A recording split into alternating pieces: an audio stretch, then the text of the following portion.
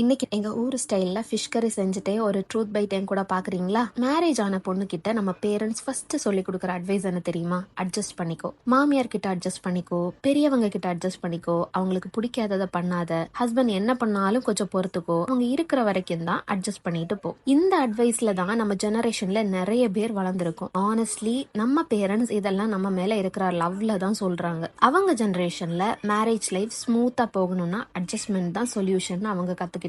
நமக்கும் அதே அட்வைஸ் தான் கொடுக்கறாங்க. ஆனா நம்ம டாட்டர்ஸுக்கு அதே அட்வைஸை நம்ம கொடுக்கணுமா என்ன? எனக்கு பர்சனலி வேண்டான்னு தான் தோணுது. பிகாஸ் மேரேஜ்னா ஒரு பொண்ணு மட்டும் அட்ஜஸ்ட் பண்ணிட்டு போகணும்னு அர்த்தம் இல்ல. மேரேஜ்ல காம்ப்ரமைஸ் இருக்கணும், அண்டர்ஸ்டாண்டிங் இருக்கணும், ரெண்டு பேரும் ஒருத்தரோட ஃபீலிங்ஸை ரெஸ்பெக்ட் பண்ணணும். பட் நீ பொண்ணு, நீ தான் அட்ஜஸ்ட் பண்ணணும் அப்படின்னு ஒரு ரூல் இருக்கக்கூடாது. என்ன நடந்தாலும் தாங்கிக்கோ, ஃபேமிலிக்காக பொறுத்துக்கோ அப்படின்னு நம்ம டாட்டர்ஸுக்கு சொல்லி கொடுக்க கூடாது. இன்ஸ்டெட் அவங்களுக்கு உன் லைஃப் உன்னுடையது, உனக்கு ரெஸ்பெக்ட் கிடைக்கணும், உனக்கு பிடிக்காததை கொஸ்டின் பண்ண உனக்கு ரைட் இருக்கு, உன் பவுண்டரிஸை நீ செட் பண்ணலாம், உன் லைஃபுக்கு டிசிஷன் எடுக்க வேண்டியது நீ அப்படின்னு சொல்லி கொடுக்கலாம். நம்ம பேரண்ட்ஸ் நமக்கு சர்வை பண்ண கத்து கொடுத்துருக்கலாம். ஆனா நம்ம சில்ட்ரனுக்கு ஜஸ்ட் சர்வை பண்ண மட்டும் இல்ல, செல்ஃப் ரெஸ்பெக்டோட, இண்டிபெண்டன்ஸோட ஹாப்பியா வாழ கத்து கொடுக்கணும். பிகாஸ் அட்ஜஸ்ட் பண்ணிக்கோன்னு சொல்லி வளர்க்கப்பட்ட ஜென்ரேஷன் நம்ம. ஆனா ஓன் வேல்யூவை காம்ப்ரமைஸ் பண்ணாதன்னு சொல்லி வளர்க்க போற ஜென்ரேஷன் நம்ம டாட்டர்ஸ். அதுதான் நம்ம சேஞ்ச் பண்ண வேண்டிய சைக்கிள். ரொம்ப நேரம் சீரியஸா பேசிட்டேன் இன்னைக்கு. ஸோ ஆன் சாஃப்ட் நோட், இந்த மீன் குழம்பு எந்த ஒரு ஸ்டைல்னு கமெண்ட்ஸ்ல சொல்லிட்டு போங்க.